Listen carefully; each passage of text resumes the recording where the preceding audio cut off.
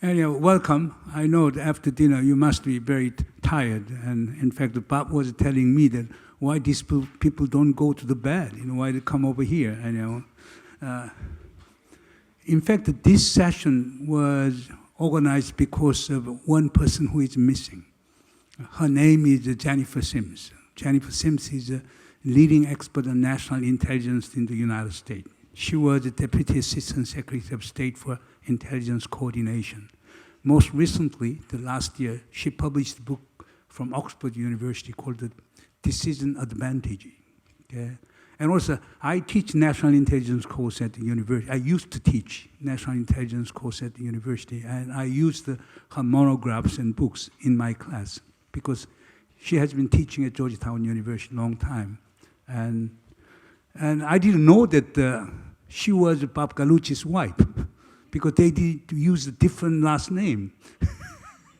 But later, Spencer Kim tipped me that Jennifer Sims is Robert Gallucci's wife. And then we have invited Bob Gallucci to Jeju. Therefore, I proposed, Spencer, would you just, work on Bob to bring Jennifer? And Bob agreed. Then Jennifer had a medical, emergency, and therefore she couldn't travel.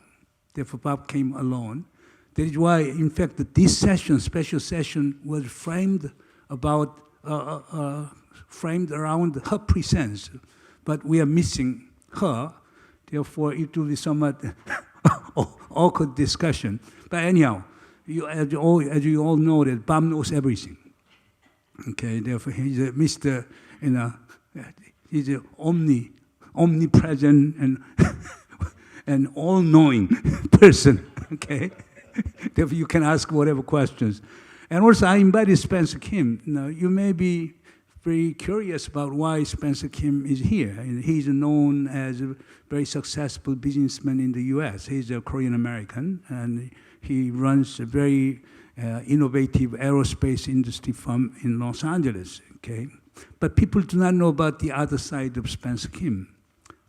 He's a member of Council on Foreign Relations, and he's also founder of a Pacific Century Institute, which supports East Asia Foundation. And also, he's one of the first pioneers who initiated Jeju Forum 20 years ago. And he interacts, even though he makes a lot of money out of aerospace industry, but he interacts with distinguished people like Bob Gallucci and others like William Perry, Don Gregg, and whatever. Therefore, he has a very good sense of civil society. Therefore, I, in fact, arranged in such a way, Jennifer Simpson intelligence, okay? Because one of the most conspicuous about Ukraine and Gaza is a really failure to come up with a proper intelligence at the right time.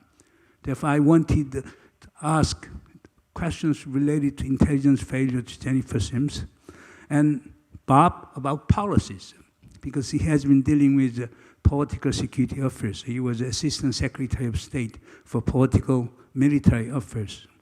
Therefore, I wanted to ask, Bob about American policy failures. America is an omnipresent, an almighty, nation, but every which way America fails to prevent any conflict. Why is that? Okay.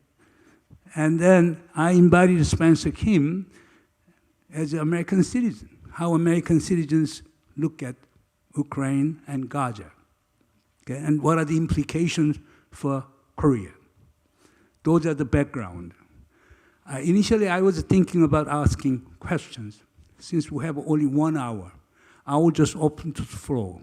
Ask whatever questions you have on both of them. And this setting is very, very casual and informal setting. It's like a townhouse, in a town meeting kinds of things. Therefore, just feel free, feel relaxed, like Frank, and I forget your name. Patricia? Michelle. Michelle Lee of Washington Post. You changed it. You lost weight. Yeah. Michelle Lee is East Asia broad ship of Washington Post. That was very smooth. She stations in Tokyo, but I didn't know that you came all the way to Jeju Forum. from anyhow, and you know Jenny Town, okay, and now we have a former Foreign Minister of Thailand, Kasit here. Welcome. Why don't you give a big applause to Minister Kasit? Thank you. Kapkun. Gee, we have a very good crowd here. Okay, now instead of me asking, I don't want to dominate. Okay, therefore you ask questions, whatever question. David Plott, you start first. David Plott is the managing editor of Global Asia. He used to be correspondent for the Wall Street Journal in Zurich, Singapore, and Hong Kong. 예, 마이크 좀 갖다 드리지, 마이크. 좀 진행자 좀 move around. You can ask whatever, Ukraine, Gaza, whatever American failures. Your view on the intelligence failures in Gaza. Obviously, that's uppermost in everyone's mind. And then politically, once there's a thorough investigation, if in fact the truth comes out, what do you feel the consequences should be for Israel, and what do you think they will be? Even if I thought I knew the answers to those questions, it would be foolish to attempt them. But let me try to give myself some credibility. I don't think it's going to work on this, but I'll try. There was a time in my history when I was the Assistant Secretary of State for Political Military Affairs, and the person in that job at the State Department has a number of sort of fixed roles that they perform, and one of them is to chair the American side of something called a JPMG, which is a joint political military working group with Israel.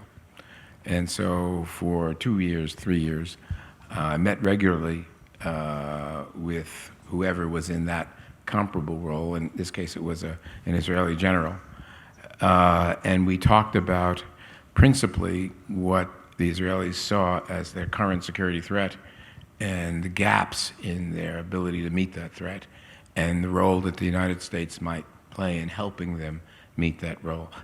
All those words translate in part, not entirely, but in part, to what military equipment the United States needed to provide if it was going to fulfill a commitment we made to Israel, that we would maintain Israel's qualitative advantage over the other states in the region. So, I mean, there was no hope of maintaining a quantitative advantage, so qualitative advantage. So you will note, for example, the F-15s that are sold to Israel may look a tad bit different than the F-15s that are sold to other countries in the Middle East. But there are a lot of examples like that. So I considered myself a kind of non-current, reasonably well-informed about Israeli security. And also, another area I don't want to go into is intelligence cooperation, but that too. So I imagine here that, as now I'm as you said, lowly professor at Georgetown University, I responded to the Hamas's attack, successful attack on Israel with great surprise, of course, as well as horror at what was done, the atrocities that were committed. And I wonder just exactly what the answers to the questions you just asked would be. Who was going to, and where I was entirely wrong is I thought we couldn't wait very long. We were hearing, we'll do a full evaluation and all that. But I figured when something like that happens, and response time was one of the reasons it was so catastrophic for the Israeli citizens, was that even when the alert went out, the response time was, by even non-experts like myself, ridiculously long.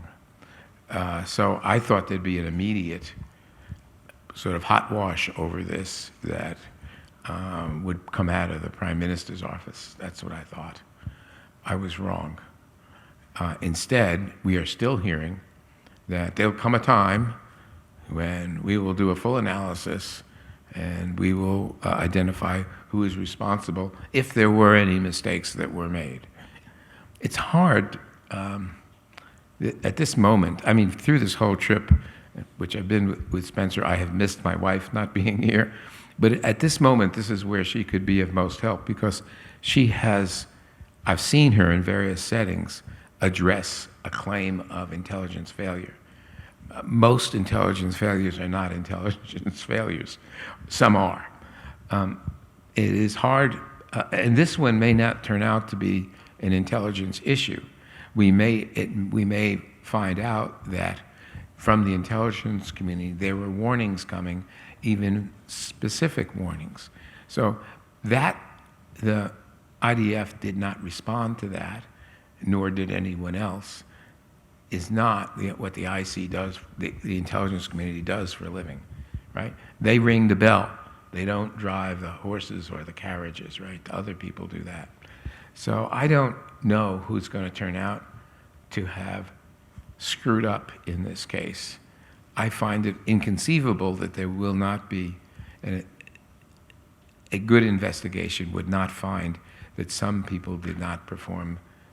Too many negatives in that sentence, but there were people who did not perform as they should have. I look at that. I don't know how the rest of you feel about it, but that's my quick take at this as someone completely not involved with Israeli security, but I once was. And this is stunningly bad performance. And the idea that there'll be investigation is pleasing, but I would not have thought it would take this long.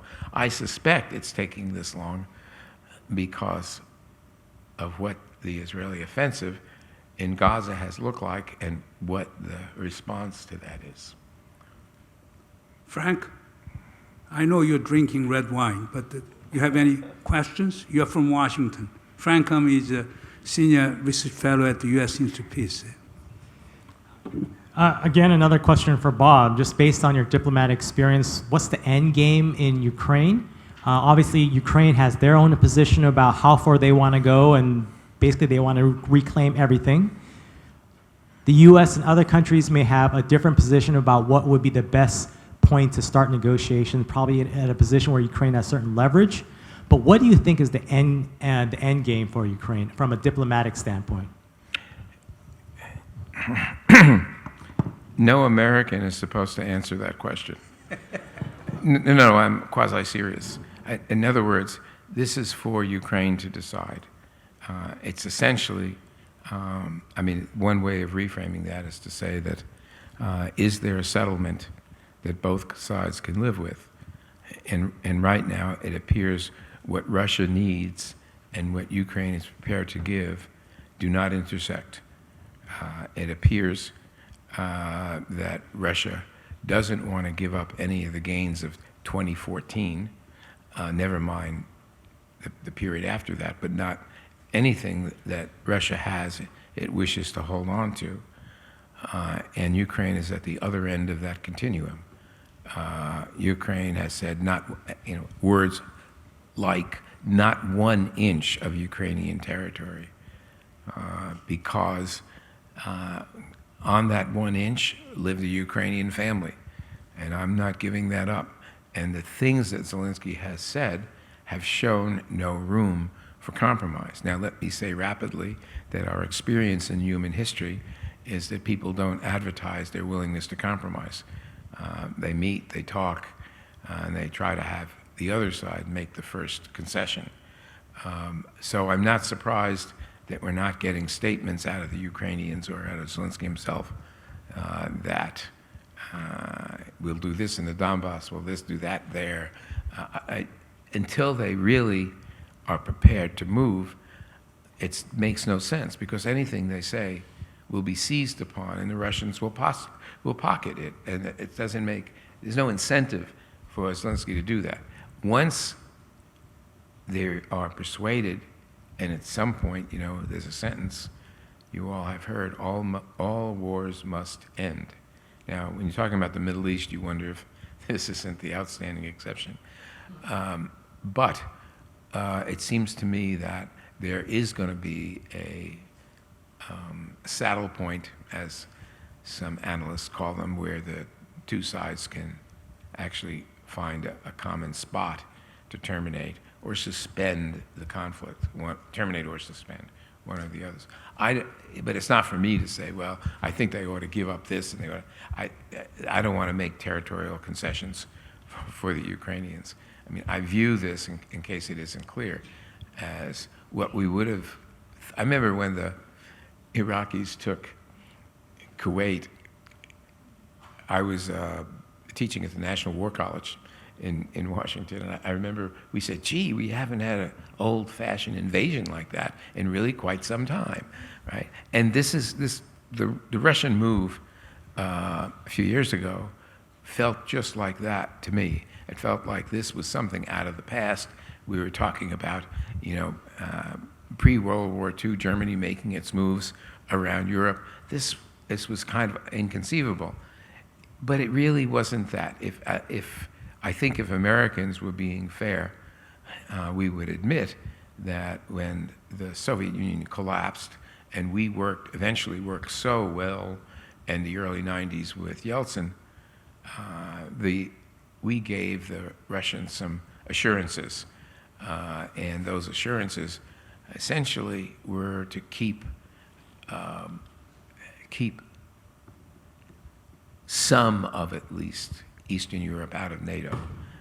We knew then that the Russians did not want NATO at their doorstep, and we slowly reneged on that. And we have, in a way, our behavior to put on the list of things that the Russians have legitimate complaint about. I mean, we have our own complaints about the Russians too. I don't say it justifies an invasion of Ukraine.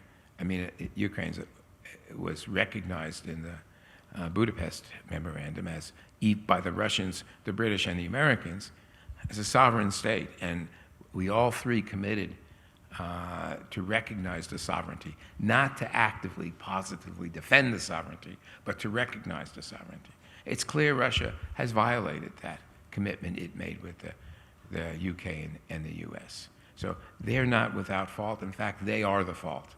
But if one were looking at our entire context, if this were a seminar we're having here, you'd have to talk about what it is that led the Russians to do what they did or think that they could get away with it. That's another part. We haven't talked at all about the actual invasion and then what happened in the following months. I mean, for me, I'm a kind of student of conventional and nuclear war, and I was completely surprised by the kind of, as someone called it, and this will probably mean nothing in this audience, but the MacGyver approach to defense of a country mounted by the Ukrainians with paper clips against the vaunted military of the Russians. So at the end of the day, I say that we are in at least as I now understand it, the Russians have been reversing some of their losses, and the Ukrainians, with a new injection of aid from the US and from the Europeans, are trying to recover and dig in and stop this from happening. But it's not going exceedingly well for Ukraine right now. But Spencer, Donald Trump has a very clear picture of end state. He told that he can finish Ukrainian crisis in 1 week. And it's obvious if United States refuse to provide any military assistance to Ukraine, even if NATO countries provide assistance to Ukraine, it is very likely that Ukraine will face major crisis. What is your take on that one? What is the so-called debate within Council on Foreign Relations? Use the microphone. Yeah, I have. Thank you. Before I answer that, I'd like to give you a couple of the background on this. I'm not Jennifer Sims, but I really wanted Jennifer Sims to be here because Jennifer Sims has done incredible amount of work, successful work in Europe and Middle East. And we maintain certain stability through those areas when she was in the watch. And she didn't spend any time in Asia, particularly in Korea. So I wanted her to have a fresh eyes on this issue, because we obviously have had difficulties here. According to Don Gregg, former station chief here, CIA station chief, and also ambassador, and 20-some years in White House, he has said that Korea is longest failure of intelligence work. I remember hearing from John Deutsch, then the director of CIA, who declared it's not a matter of whether North Korea will fail as a state. It's just, what day. That's that close. I saw him around 2000, and I asked him, John Deutsch, is there things you can share with me that is not classified, that what you predicted 10 years ago didn't come true? He did not like that question. And few other meetings that I had with him, he just avoided me. Today, the questions were asked about trees. But I think we have to understand the forest and to identify the tree. So, talking about Ukraine, we have to have a little bit of background in two respects. One, during the USSR period, and this is before the Cold War was won by the United States, USSR was the center of aerospace, engineering, production, all of that, including space activities. So when USSR ceased to end, Ukraine became an independent state, and unexpectedly, they held all of the aerospace capabilities.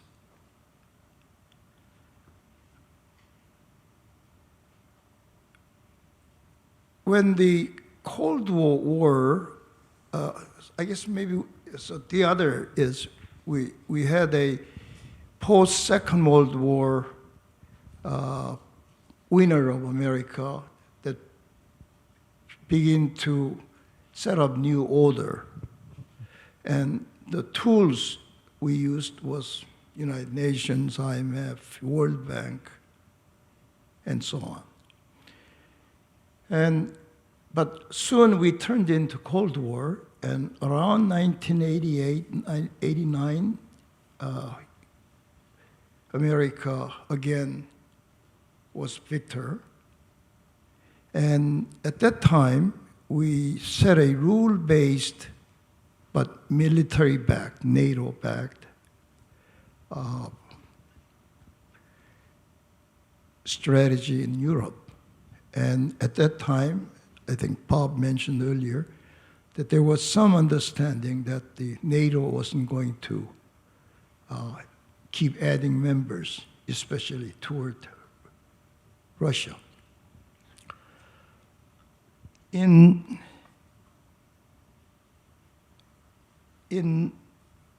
After the Second World War, I remember Francis Fukuyama in his 1992 book, End of History, he said, humanity has reached not just the passing of a particular period post-war history, but the end of history as such. And that is the end point of mankind's ideological evolution and the universalization of Western liberal democracy as the final form of human government. And, you know, when we read that and heard this in 1992, wow, you know, we are there. And at the same time, to the east, we began saying, we said, not a rule-based, but consensus building, and in concentration of economics. And we allowed China to enter WTO, and you know, APEC was developed, and I was part of the APEC as I was appointed by the U.S. government as U.S. representative for APEC, the Advisory Council. And you know, as I served 3 years, and that's when I met the foreign minister. Then I don't think he was foreign minister, but of Thailand, and so we go forward, and Ukraine has that background. And Anyhow, can Trump finish it, you know, war in Ukraine in a week or not? All right. Just tell me straightforward answer. Okay. You know. So from Putin's point of view, if he loses Ukraine, that's the last. That's the last.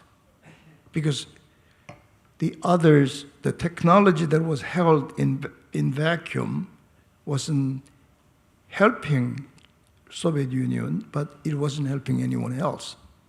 But once Ukraine is lost, then they will lose that jewel. So he had no choice, I think, to attack, or at least show the West that stop expanding NATO. Now, can Trump really does understand this mechanism? I don't think so. This is not a realistic transaction. It's a hope.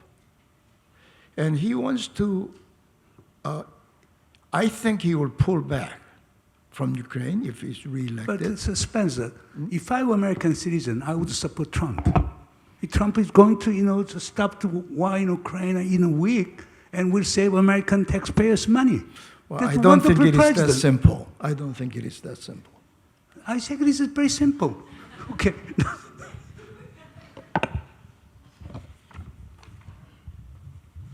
Damn, this is fun. So, I think you ought to at least, Chung, at least hold out the possibility that what Donald Trump says about something like, you know, I didn't end this war in a day, or it never would have started, it has nothing to do with reality. I mean, it's zero. It has to do with his desire to be perceived as having a certain capability. He's the chief negotiator. He will come and he will meet with Kim Jong-un, and he'll, over lunch, settle the problem that's taken years. So I think two things are true. I don't think anybody who understands this guy even a little bit would struggle much over, you know, how would he do it, what would he do, and all. That's not, those aren't, the question is, I think a fair question is, how does a population of a reasonably developed country like the United States, half of that population, take the question seriously? Oh, how would Donald Trump do that? It's nothing to do. That is reality. He is not in reality in this stuff. He certainly has his area of expertise, right? And I don't want to diminish that, because he has been president of the United States. I noticed, it's true, he was, and he may be again. But there are things he has said about alliances, for example, or about a country getting nuclear weapons and whether he cares or not, that if you take those things seriously, those are he knows what is not conventional wisdom. And he is going to have a firm grip on what is not conventional wisdom. He will be an outlier. And I think that's it. No, Bob, Spence, okay, let's go back to the earlier position. The whole point is not, Trump's transactional approach and whatever.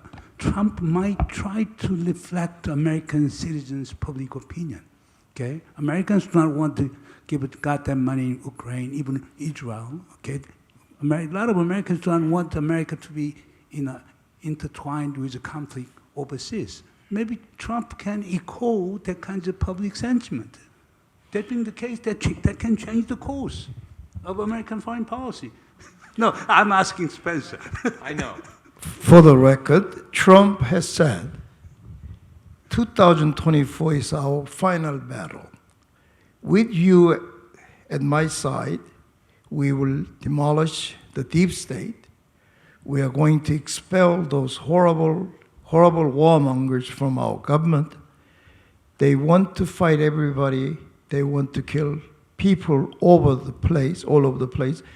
Places we've never heard of before, and places that want to be left alone.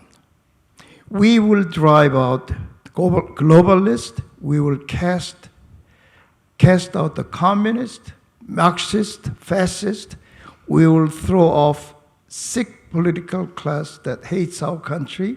We will rout the fake news media until they become real.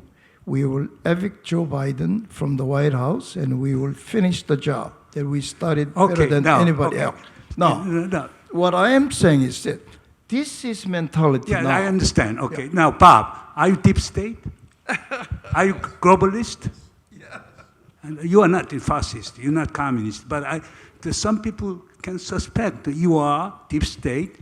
You were part of deep state, and you are, globalist. I say again, if you take this at face value, and I fear that I am between two very intelligent people who are getting this entirely wrong, the enthusiasm there is for looking at what Trump says and taking it at face value is, a lot of people do it. I think it's a huge mistake. You were onto something a few minutes ago, in my view, when you said words to the effect that might Trump not be resonating with a large part of the American population that has turned isolationist? Might he be resonating with a large part of the population that is anti-immigration? And on and on. I'm sorry, that's what he does. Okay? But don't confuse that, please, with what a leader does, right? I mean, Roosevelt walked around trying to figure out how to get into the Second World War, right? And then the Japanese came along and solved the problem, right? But this is a time when some of the instincts of the American people are not in the interest of the security of the United States of America, right? So you want a leader, somebody who's going to explain why we have to ship arms to Ukraine. And that's what Biden's been doing. So you have, if you look at American government, you have a lot of people in the House of Representatives who have lost all intelligence and sense, who are saying stuff that is not consistent with the Republican Party over decades. And it's ridiculous. And you have people in the Senate who are in favor of supporting Ukraine as a democratic country who was invaded by a dictatorship next door who had previously promised not to invade them, right? And what I said before about us being the United States reneging, I don't pull back from that, but it's not a justification for the invasion of a neighbor. It helps to explain why this happened. I mean, a very sharp observer said, drawing on a Putin statement, what Putin wants is for the countries of Europe, Eastern Europe first, but also Western Europe, to feel the hot breath of the bear. Right? So when people move into NATO, I mean, we have 2 new members of NATO. That was not the Russian plan, right? So things are not going according to plan for Putin on Ukraine, but things may work out fine for Trump on Ukraine, right? Because he, A, doesn't care about how much territory Ukraine loses. He doesn't care if Putin tightens his grip on the Russian society if he wins this war. He doesn't care about, he cares about a very small bunch of things, but they're very identifiable.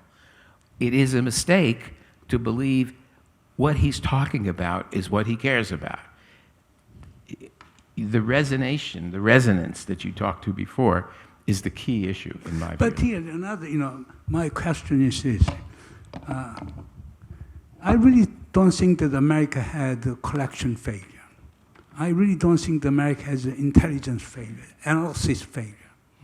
Even the intelligence community made right reporting on the Putin's intention to invade, Ukraine. Even Netanyahu's all offensive, into Gaza. But the American problem is really policy failures. America has failed to influence Putin and Netanyahu not to do those things.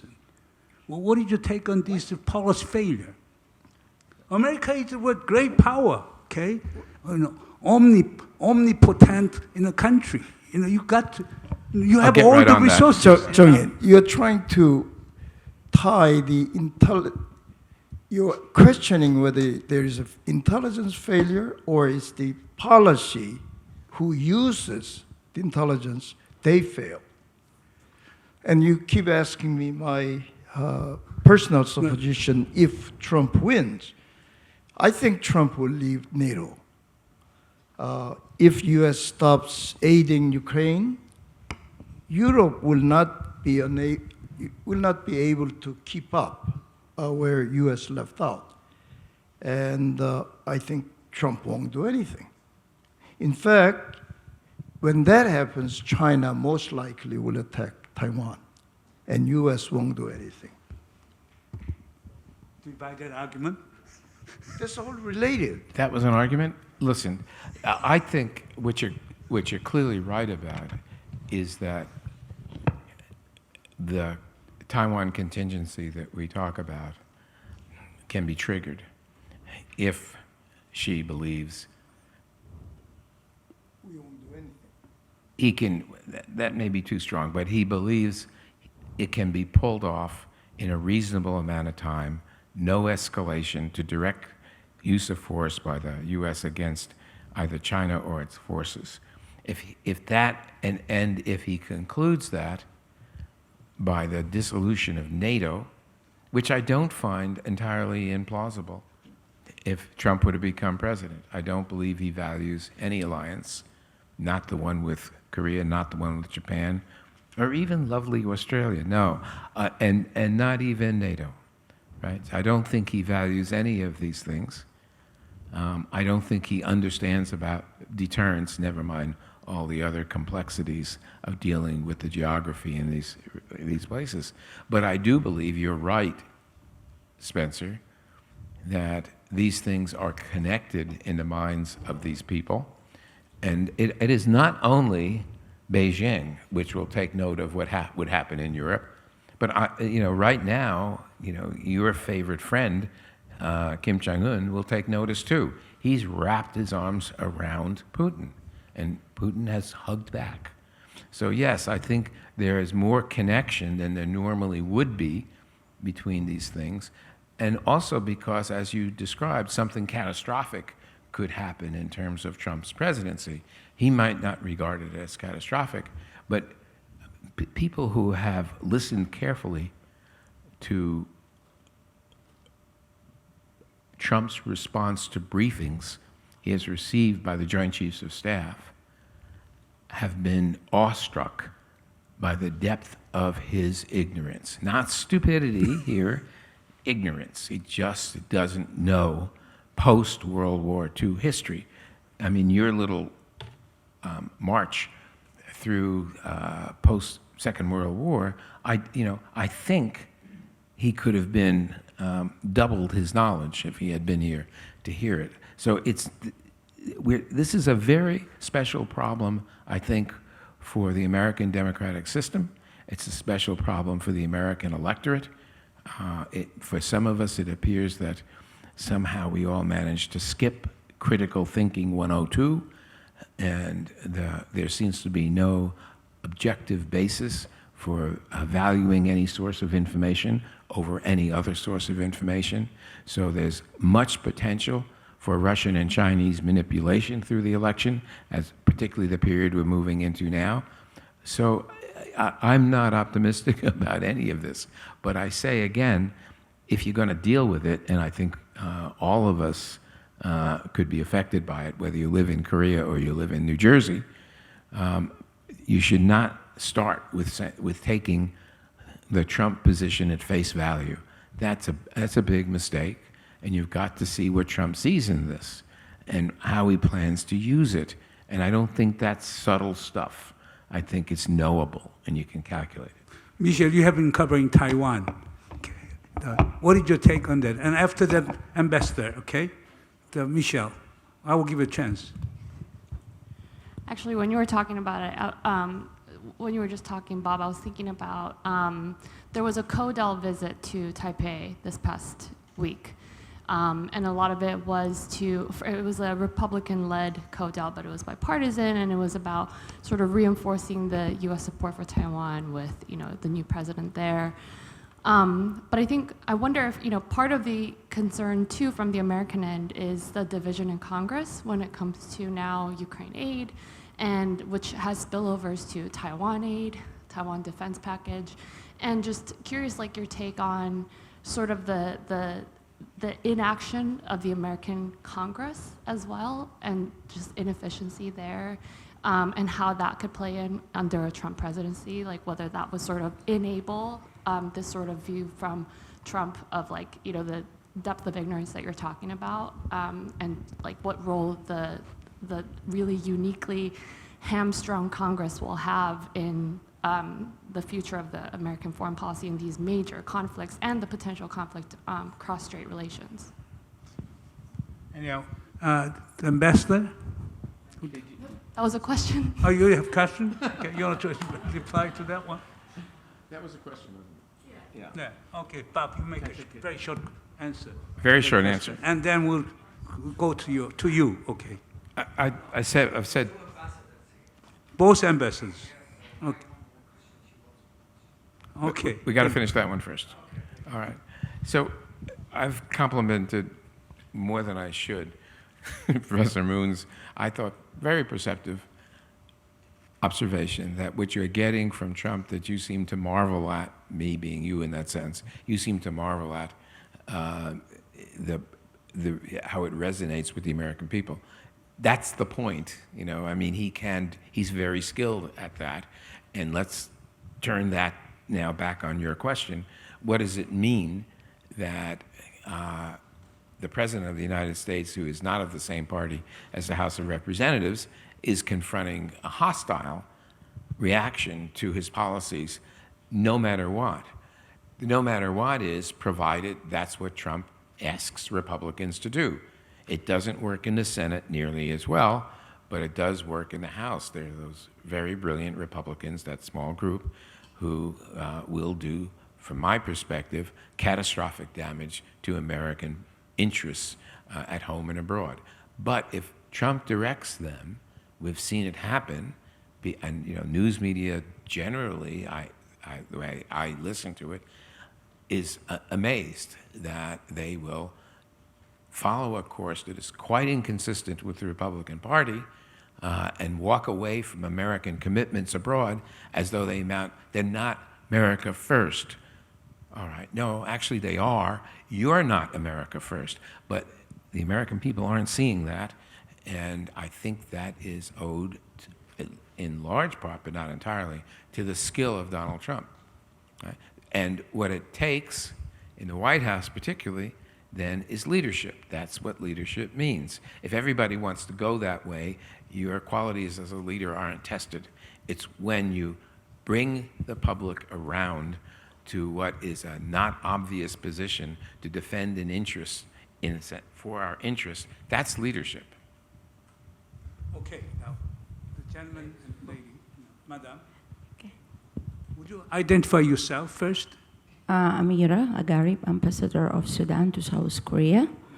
My question is regarding that observers know that Russia are planning to invade Ukraine. So, do you think that diplomatic efforts fail to prevent the war? And at the same time, now, what is their perspective to end the war in Ukraine? Okay. And Thank you. the ambassador, please identify yourself. I'm Walid Siam, Ambassador of Palestine to Japan and South Korea. I would like to hear the American perspective on the end game of Netanyahu's war in Gaza and the West Bank. Thank you. Okay, Bob, I think you can answer both, and Spencer, you can answer. Okay. First on, before the Russians actually crossed the border into Ukraine, the United States had warned NATO and warned the Ukrainians that the Russians were indeed going to invade. You may or may not remember that there was quite a debate, a public debate, over whether the Russians were just trying to scare the Ukrainians into taking the position that they wanted with respect to territory and political activity internal to Kyiv. We did that because we had solid intelligence, some of it turning on troop movements and locations of troop, but we collect all kinds of intelligence, and we had other sources. So we were very confident of our knowledge, and we shared it broadly with everyone who would be interested. I'd say some of them changed their mind, but not all of them. They thought it was still possible the Russians wouldn't actually invade their neighboring state. It was just too much to think. It was kind of like Saddam running into Kuwait. It was not plausible in one sense. And then it happened. So I'd say that was certainly not an intelligence failure. The intelligence community did everything they could to warn everyone who would listen. Right? So, okay, and intelligence was right, but for a variety of reasons that I'm not saying they're free, because there's a process the intelligence community in the U.S. has for sharing information. It might be a faulty process, right? But I also think the problem was not in the United States. I think the problem was in other governments who were just wishing this wouldn't be true. It was, if you lived in Poland, you were not too happy to receive this information. You were, if you lived in Poland, living in a NATO country, and that would be different from Ukraine, which is not a NATO country. But I would say the intelligence was good. The failure was in the willingness of governments to credit the intelligence. We credited it. Interestingly, I would say one more thing about this. I would like to tell you that we in the United States were not at all surprised by the initial success, and in fact, it was more than initial success of the Ukrainians against the vaunted Russian army. And when it turned out that the Russian army had some real fundamental logistical, structural problems, we were surprised at that, and that they couldn't recover from mistakes. They didn't seem to learn. Leadership was awful. Morale was worse. So there's a lot that went on there. I think we saw more of that coming than others, but a lot of that didn't drift into the public discussion, which was really still unbelieving that the Ukrainians were actually pushing the Russians. That initial push of the Russians out of Kyiv and completely across the border in the north was quite amazing. So not an intelligence failure, but actually kind of well done, I'd say, by the intelligence community.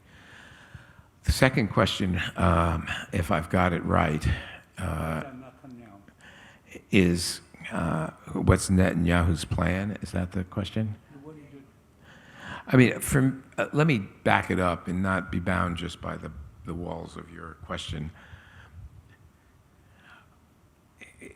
right now, I think everybody knows that the President of the United States is politically in just the place he doesn't want to be, right? He's getting attacked from both sides.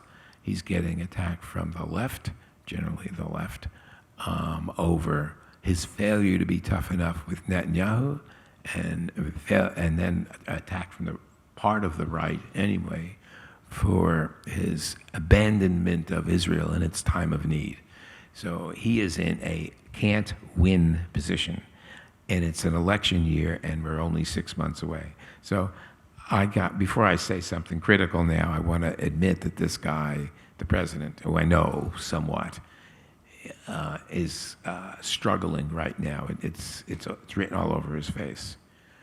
My own view here, and I'm not trying to sell this, I just think I ought to be honest about where I am. I was horrified and disgusted by the Hamas attack of the Israeli villages and what they did.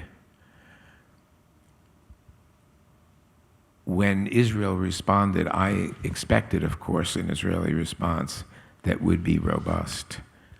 But in terms of military operations, based on my experience, this, and somewhat on my knowledge about what the density of population is in Gaza, I didn't think there was an option to use air power, or even, really, the IDF, mainline IDF, and certainly not armor or artillery.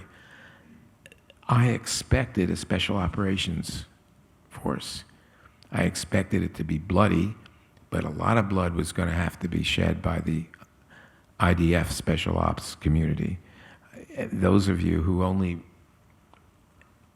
look at movies in which nobody dies who works in special forces, then you're not getting the picture right. I mean, the casualties in special forces, everybody's special forces, are very high, and they're asked to do ridiculously difficult things, and it's because they're so difficult that so many of them die. This would have been that for Israel and its special operations forces. It would have been very costly to Israel, but it would have been much more targeted. So maybe I didn't say it, I need to say it. I think Israel had every right to go after Hamas. What surprised me is that they didn't decide to use special operations forces, even though I'm saying to you, to the extent I know anything about this, I can't imagine them doing that without suffering enormous loss to their forces. So that Netanyahu decided to use mass weapons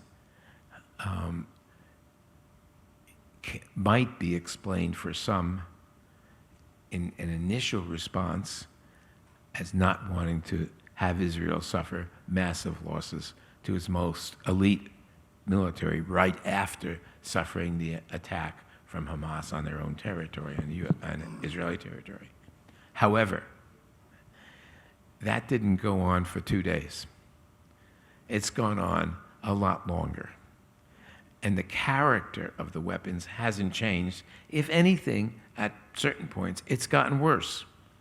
Now, I don't know that the statistics that we're getting are absolutely accurate, but for me, we shouldn't focus on that. There are massive casualties among innocents in Gaza, and I can come nowhere near thinking that was justified. Israel had a right to protect itself. It had a right of self-defense. It had a right of pursuit, in this case, of Hamas, but it did not have the right, in my view, to conduct the operations it has conducted. Now, the pointy end of your question was, why would Netanyahu do that? My instinct is I shouldn't answer that. Because it goes to your calculation of another human being's fundamental values about life. And I don't particularly want to go into that. I will say, from my perspective, it was an enormous political mistake leading to an enormous humanitarian catastrophe, which is one of the reasons why it was a political mistake. So I don't have any ambiguity about being absolutely disgusted by the Hamas activity in Israel against Israeli civilians. But I also have no hesitation condemning the Israeli response in Gaza. That they should respond, I got it, yes. I would want my government to do that. If that had happened to Americans, it would be fine. But it wouldn't justify what's been done. And it's continuing to be done as we are having this conversation. Okay, Spencer. I would like to add, as a private citizen, and I'll be willing to share my position. There's a question whether Hamas really were planned an attack, or they were trapped. They were enticed. I don't know the answer, but now it has happened. What's that mean? Who trapped them? Who enticed them? How do you trap and entice guerrilla forces running and doing what they did? You've read all this. Entice them?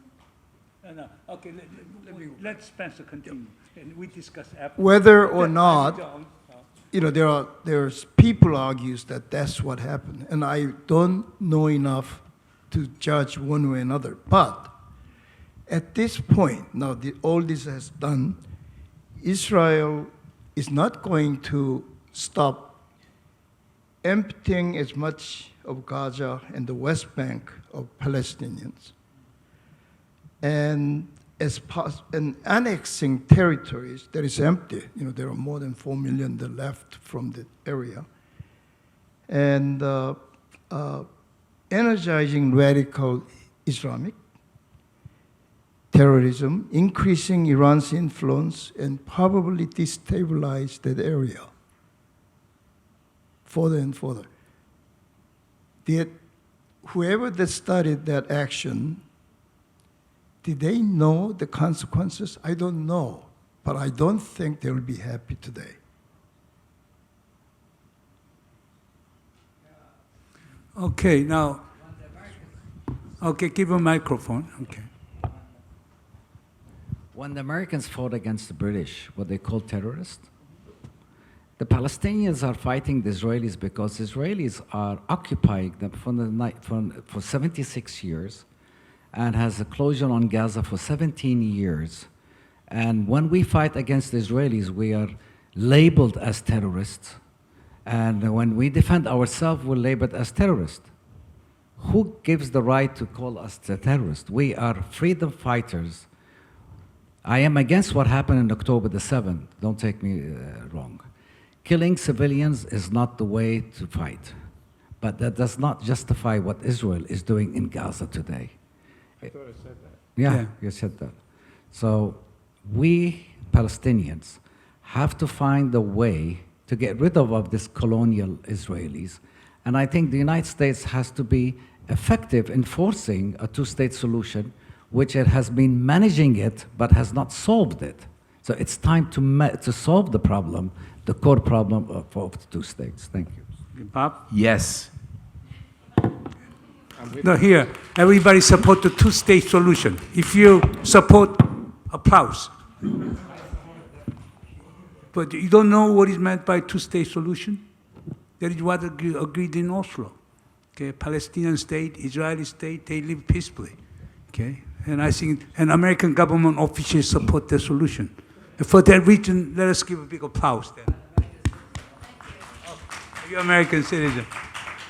Okay, now we have 1 hour past, Do you have any person who has a very urgent and desperate question or comments? Okay, Jenny Town from Stimson. Hi. I think what both Ukraine and what we're seeing in Gaza is demonstrating is that international norms have been greatly weakened, especially the norms of the conduct of war. there are no sacred sites anymore. If you look at the way, especially that, when Russia invaded Ukraine, they went after nuclear power plants. They went after critical infrastructure. They went after civilian sites, and Israel just took that up 10 notches. Thinking about what that means for future conflicts. One, how do we restore any sense of international humanitarian law and principles for war in the future? And if we can't, what are the consequences, and Tongin, maybe this is for you, what are the consequences of that here on the Korean Peninsula? Bob, you want to answer? I have something, Jenny. I have something to Jenny to say to that, and that is that in the U.S. government I worked for over 20 years, when it got down to the use of force, which it did any number of times. We weren't big wars, but we used force when we were in Bosnia. We used force in Latin America. The conversation that went on, and when it was in the meeting, that kind of a meeting in the Situation Room, the president was usually in the chair. Normally he wasn't, the NSC advisor was, but the president was in those meetings. And the discussion, the ones I remember, maybe I don't remember the bad ones that didn't do this, really centered around protecting civilians. What was the collateral, the phrase used, the collateral damage. And it was very sort of tough on the chair. The chairman of the Joint Chiefs of Staff would be the military officer in the room at the table, backbenching other military. But he would have to come up with a number. I mean, let's take one we both are familiar with, and maybe these guys too. What would happen in June of 1994 if we bombed Yangbyan? Right? I remember that discussion pretty well, because I was part of it because I was doing the negotiation. I was brought back essentially for this discussion. And I remember Charlie Kasvili, who was the chairman of the Joint Chiefs, talking about the number of casualties we could expect at Yangbyan, the extent to which they would be civilians, whether the death would be caused by radiation or shrapnel. I mean, all those things. And interestingly, and there's a limit to how far down the line I can go here, but what I'm trying to say is we thought hard about that. And when the attack took place, was geared to reducing the number of casualties, because there would be less people, civilians, the operators who were not military people, at the reactor. So what I'm saying here is, I think other countries do this too, but they have less opportunity than the United States, who much more often than any other country on the planet, I think, uses military force overseas. And what I'm saying is my experience over decades is that American political leaders care about collateral damage. We have some outstanding cases of that not being true, and two of them involved a nuclear weapon, right? The best history that I've been reading on this lately has essentially senior people misleading the president about collateral damage, so that he thought this was a military installation, Hiroshima, Nagasaki, right? That's not what they were. So what I'm getting to here is countries know how to do this. Countries that want to do it reflect a concern for civilian life and non-combatants.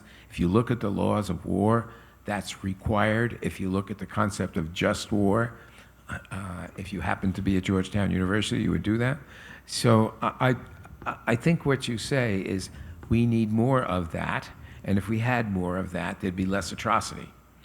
I think that's right, but I don't know how you leap to that. That's usually a very slow process to bring people around to think that way. Jenny, I think you're right. Conclusion we can draw from this discussion is very simple. Any kind of military conflict will entail enormous collateral damages. Innocent victims will be just civilians. We should prevent it. Therefore, the virtue of preventive diplomacy should come first, ahead of so-called virtue of preventive war, which is based on preemption. Therefore, then how can you come up with preventive diplomacy? You got to have a very good intelligence in terms of collection, analysis, and articulation of intelligence to policy process. Second, you got to have a good policy, sound policy. Third, the policy should not be politicized so that diplomacy can carry weight.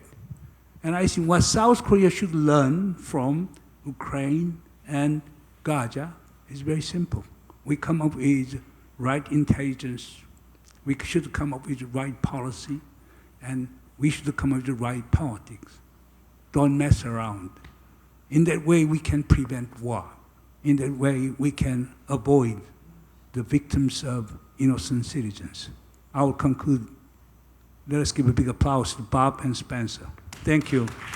And also, I think I should confess, I overtaxed Robert Gallucci. He appeared, from Seoul to here about 8 different occasions. But amazing, at the age of 78, he gave 3 to 4 talks a day.